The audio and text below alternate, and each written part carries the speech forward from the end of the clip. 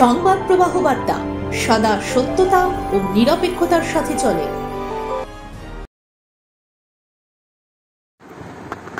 নেতাজি নাম বিজড়িত সংগঠন ও সুভাষচন্দ্র বসুর ভাবধারা এবং নির্দেশিত পথে কোনো সাংগঠনিক কর্মোদ্যোগ তাকে এগিয়ে নিয়ে চলা, নিঃস্বার্থ অবদান, সর্বোপরি দেশের ও দশের সেবায় আত্মনিয়োগ করা নিঃসন্দেহে উক্ত সংগঠনের মাহাত্ম্যবর্ধন ও জনপ্রিয়তা লাভ করায় তা বলাই বাহুল্য। এমনই একটি মহান সংগঠন হল সারা ভারত ফরওয়ার্ড ব্লক বৈদ্যবাটির লোকাল কমিটি, যাদের উদ্দেশ্য প্রতি বছর এক অনুষ্ঠানের মাধ্যমে হুগলি জেলার মাধ্যমিক উচ্চ মাধ্যমিক পরীক্ষায় কৃতী ছাত্রছাত্রীদের সম্বর্ধনা প্রদানের মাধ্যমে তাদের সম্মানিত ও শিক্ষা উৎসাহী করে তোলা, সেই সাথে এলাকায় দুস্থ বা আর্থিক দিক থেকে পিছিয়ে পড়া শিক্ষার্থীদের শিক্ষা বিষয়ক নানা সামগ্রীর যোগান দিয়ে তাদের শিক্ষামুখী করে তোলা। সারা ভারত ফরওয়ার্ড ব্লকের পক্ষ থেকে রবিবাসরীয় সন্ধ্যায় হুগলি জেলার বৈদ্যবাটি বিদ্যানিকেতন স্কুলে ফরওয়ার্ড ব্লক নেতা নরেন চট্টোপাধ্যায়, বিশিষ্ট শিক্ষক কালীপদ হাজরা, অধ্যাপক সঞ্জীব দাস, অজয় সরকার সহ এলাকার বহু গুণীজনের সম্মুখ সান্নিধ্যে এলাকার বিভিন্ন স্কুলের মাধ্যমিক ও উচ্চ মাধ্যমিক পরীক্ষায় কৃতী ছাত্রছাত্রীদের সম্বর্ধনা প্রদান করা হলো। এছাড়া উপস্থিত সাংবাদিকদের সম্বর্ধিত করা হলো। উক্ত অনুষ্ঠানে ফরওয়ার্ড ব্লক নেতা নরেন চট্টোপাধ্যায়ের বিশেষ কিছু বক্তব্য খুবই তাৎপর্যপূর্ণ। তিনি বলেন, কেন্দ্র ও রাজ্য সরকার যে যে ক্ষেত্রে কাজ করছে, মানুষ যদি সচেতন থাকে তবে সব ক্ষেত্রেই প্রকাশিত বৃহত্তর কেলেঙ্কারির সাপেক্ষে মানুষ ঘৃণা করবে দুই সরকারকে। এমনকি তার মতে এখন শিক্ষা ব্যবস্থা সম্পূর্ণরূপে হস্তান্তর করা হচ্ছে কোম্পানির হাতে। আগে যা ছিল আমাদের অধিকার, তা নিছক এখন পণ্য। উক্ত অনুষ্ঠানে মহামান্য নরেন চট্টোপাধ্যায়ের এমন মন্তব্য স্বভাবতই উত্তেজক ও প্রাসঙ্গিক। উক্ত অনুষ্ঠানে সারা ভারত ফরওয়ার্ড ব্লকের আরেক সদস্য অজয় সরকার নেতাজির ভাবাদর্শে তাদের এই কর্মোদ্যোগের মাধ্যমে শিক্ষার আলোকে সমাজের সর্বস্তরে পৌঁছে দেওয়ার বার্তা জানিয়ে পাশে থাকার অনুরোধ জানিয়েছে সকল এলাকাবাসীকে।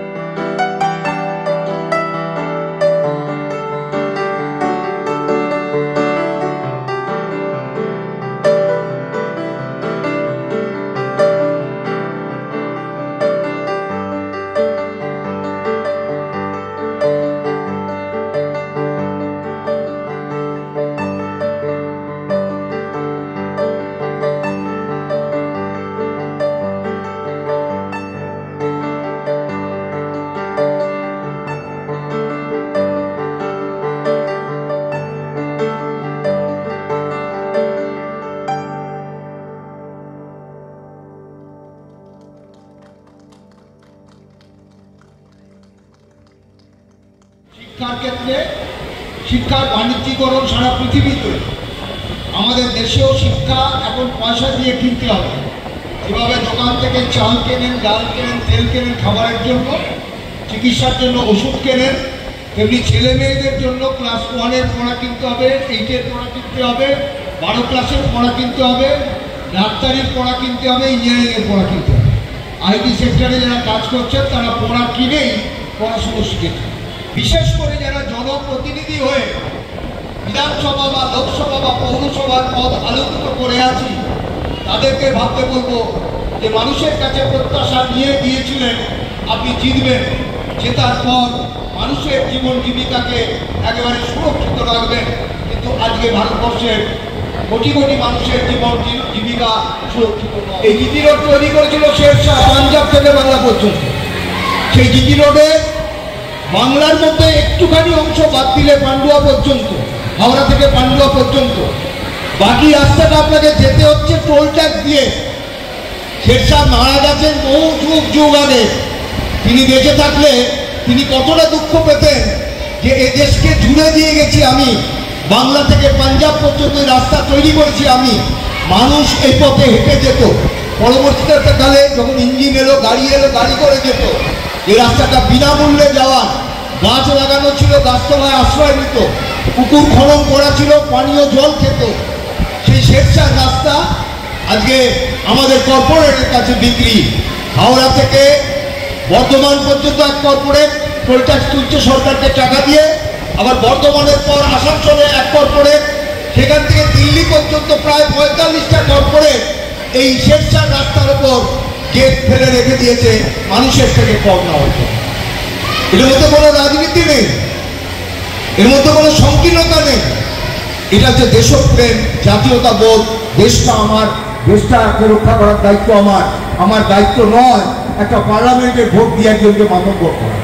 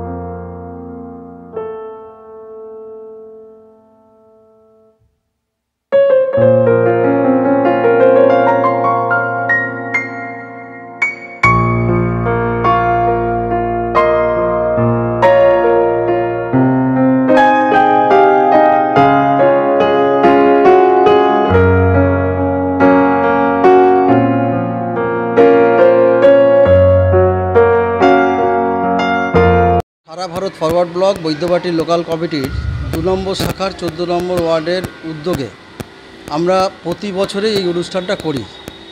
এলাকার বিভিন্ন স্কুলের মাধ্যমিক এবং উচ্চ মাধ্যমিকে যারা কীর্তি স্থান অধিকার করেছে তাদেরকে আমরা সম্বর্ধিত করি। সেই সঙ্গে এলাকার বহু পিছিয়ে পড়া ছাত্রছাত্রী যারা শিক্ষা সহায়ক সামগ্রী ঠিক সময় কিনতে পারে না, তাদেরকেও আমরা এই মঞ্চ থেকে সহযোগিতা করি। আমরা প্রায় 800-র কাছাকাছি ছেলেমেয়েদের সম্বর্ধিত করা হবে এবং তাদেরকে শিক্ষা সহায়ক সামগ্রী প্রদান করা হবে।